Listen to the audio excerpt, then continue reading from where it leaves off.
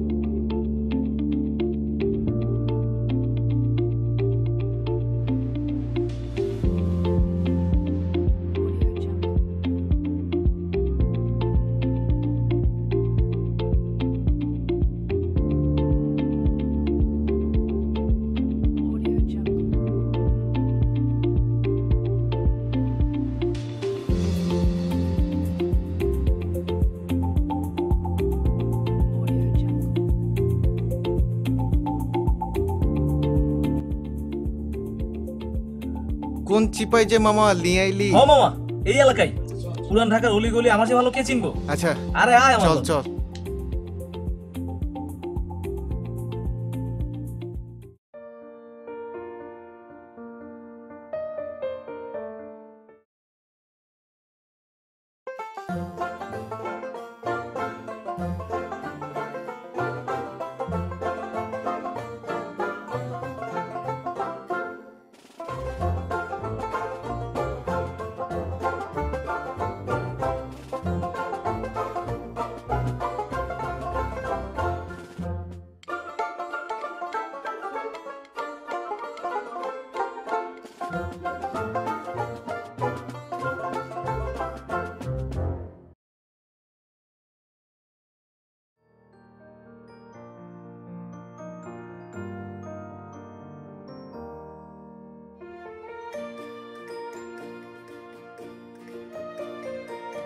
পুরান ঢাকার কাচ্চি মামা আজকে ট্রিট, চল চল।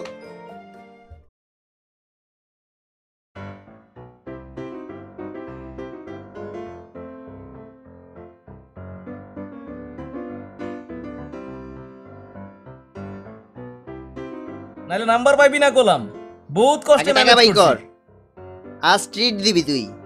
আমি কি মানা করছি বেটা খাওয়ামু না? নাম্বারটা দে, নাহলে যাইতা মাইরালাম। ওরে যাইতে ধরলে কি নাম্বার পাইয়া যাবি? আগে পাত্তি বেশ পাকি ছাড়, পরে দেখতেছি। ভাইয়া বল। আমি কিন্তু সেদিন সব দেখেছি। কি দেখেছিস? তুই একটা মেয়ের পিছু পিছু যাচ্ছিলি। মেয়ে আর আমি? হ্যাঁ, মিথ্যা বলিস না ভাইয়া, আমি কিন্তু দেখেছি। দেখ, আমার সাথে ব্লাফ করিস না। আচ্ছা, আমি না হয় তোর সাথে ব্লাফ করছি, আমি মাকে গিয়ে বলি। দাঁড়া, মাকে গিয়ে কি বলবি তুই? তুই একটা মেয়ের পিছু পিছু যাচ্ছিলি, কিছু একটা তো গড়বড় আছে। মা, মা, তোমার ছেলে আমার সাথে ঝগড়া করছে। এই, আমি তোর সাথে কখন ঝগড়া করেছি? তুমি শুধু একটা দোষ করো নাই, তুমি অনেক মেয়ের পিছে ঘুরেছো। আমি তো কিছুই বলি নাই। সেদিন মা আমি ওকে আরো একটা মেয়ের পিছে ঘুরতে দেখেছি। মা আমি যা বলছি আচ্ছা, তোরা কি এখনো বাচ্চা আছিস? কি শুরু করেছিস তোরা? মিথ্যা কথা আর আমি মিথ্যা কথা বলছি না মা, তুমি ওর কথা বিশ্বাস করো না, ও সব সময় মিথ্যা কথা বলে। লুইচ্চা।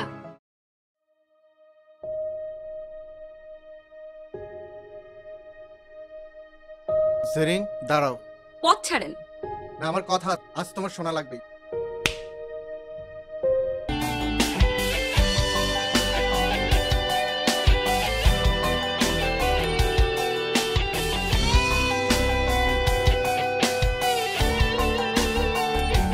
তোর কথা পড়ছে মনে প্রতিদিন প্রতিক্ষণে, আর কেঁদে চলেছি খুব গোপনে। তোর কথা পড়ছে মনে প্রতিদিন প্রতিক্ষণে, আর কেঁদে চলেছি খুব গোপনে। হাজার ভিড়েও আমি একা হাঁটছি আর ভাবি যদি দেখা হয়, যদি দেখা হয়। মন তো জানে তুই আমার নয়। এই দাঁড়াও, তোর বান্ধবীরা তো সাহস হয় কি করে আমার বন্ধুর উপর হাত তোলার? কি হয়ে গেছে? তোমার বান্ধবী কি করলো? নিজেকে কি মনে করে ও? ও তো এমন কিছু বলে নাই যার জন্য ওকে থাপ্পড় মারতে হবে। হঠাৎ ঘটে গেছে। তুমি তো পাশে ছিলে, আমি কিছু বলতে পারলা না? ভাই, মেয়ে যেহেতু আপনার আছে, একদিন তো বিয়ে দিতেই হবে।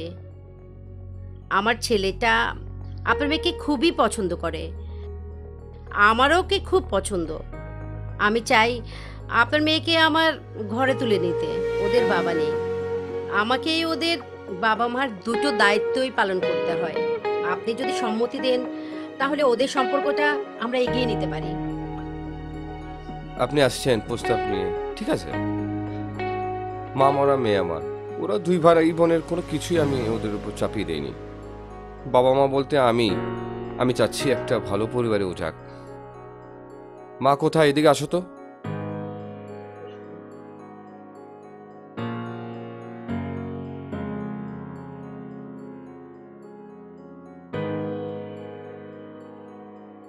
আসসালামু আলাইকুম। মাশাআল্লাহ মা, ভালো আছো তুমি?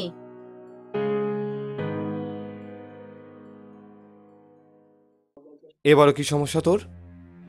এত ভালো একটা ফ্যামিলি দেখ। দেখো বাবা, আমি বিয়ে করতে পারবো না। তার মা নিজে থেকে এসেছে।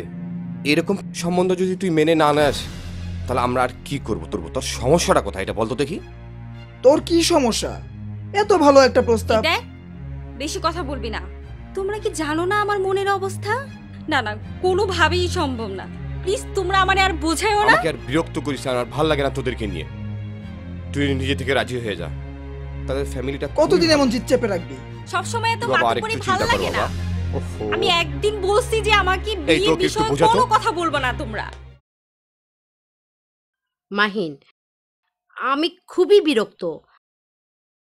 তুমি জেনে শুনে এভাবে অপদস্থ কেন করলে? যেখানে বলবা আমরা সেইখানেই যাই। তুমি মেয়েটার বাড়ি নিয়ে গেলা, কিন্তু এইভাবে অপমানিত কেন করলা? কি আছে ওর মধ্যে?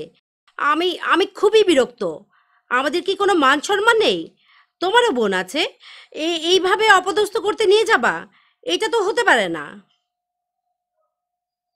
সবসময় শুধু নিজের খামখেয়ালি।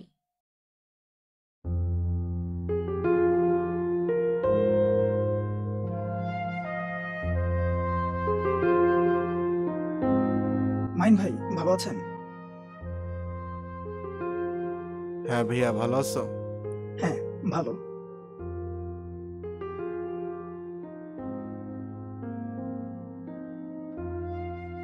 অনেকদিন ধরে একটা কথা বলতে চাচ্ছিলাম।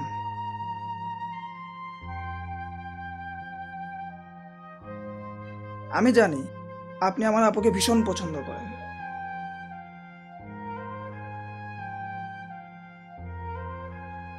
ও আপনাকে মানা করার পিছনে একটা বিশেষ কারণ রয়েছে, যা আপনি বা আপনার পরিবারের কেউ মেনে নিতে পারবেন না। আমরা আসলে পুরান ঢাকায় থাকতাম না, আমরা এখানে এসেছি বছর খানেক হয়। ধানমন্ডিতে থাকা অবস্থায় একটা ছেলে ওকে প্রায় উত্ত্যক্ত করত। আমার বোন ওকে সমুচিত জবাবও দেয়। বিনিময়ে ওরা আমার বোনকে তুলে নিয়ে যায়।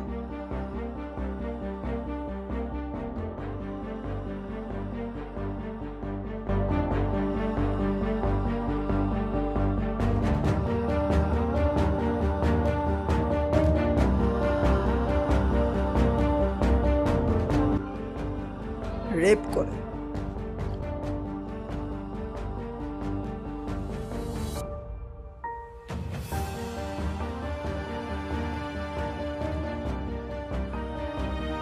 তারপরে অনেক ঝড়ঝাপটা, পত্রিকা,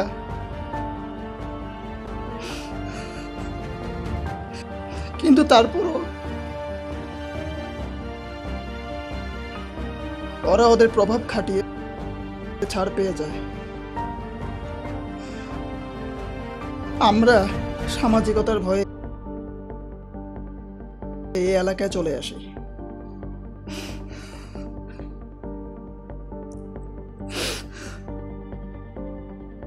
শুধুমাত্র এই কারণেই ও চায়নি আপনাকে ঠকাতে।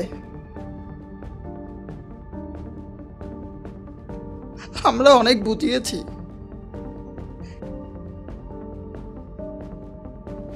কিন্তু ও কখনো চায়নি আপনাকে ঠকাতে।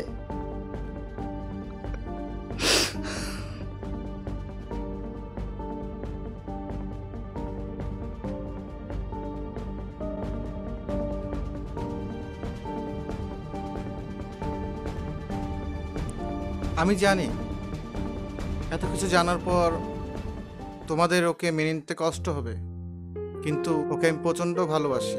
ওকে ছাড়া আমি বাঁচতে আমার পক্ষে সম্ভব না।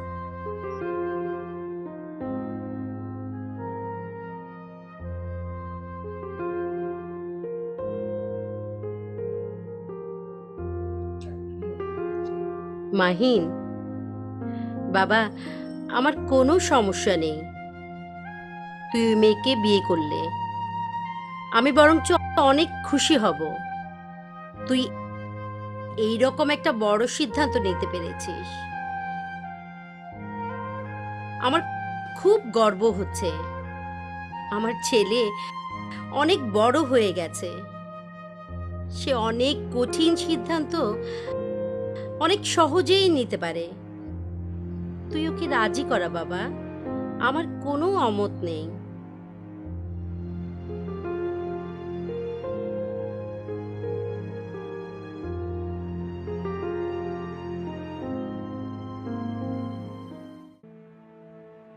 আমি তোমাকে প্রচণ্ড ভালোবাসি। আমি এটাও জানি তোমার উপর জহর বয়ে গেছে, যে ঘৃণা বকে নিয়ে বয়ে বেড়াচ্ছ, তা এতটুকু কমিয়ে আমাকে কি সারা জীবনের জন্য গ্রহণ করা যায় না? শোনো, আমি কারো করুণার পাত্রী হতে চাই না।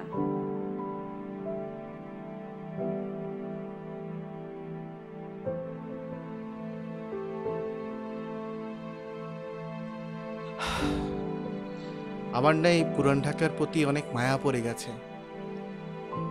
তোমার পিছু ঘুরতে ঘুরতে আমি এই পুরান ঢাকার প্রেমে পড়ে গেছি। ভেবেছিলাম তোমাকে নিয়েও ঘুরে দেখব, এই এলাকার বাসিন্দা হব, সেটা বোধহয় আর হলো না।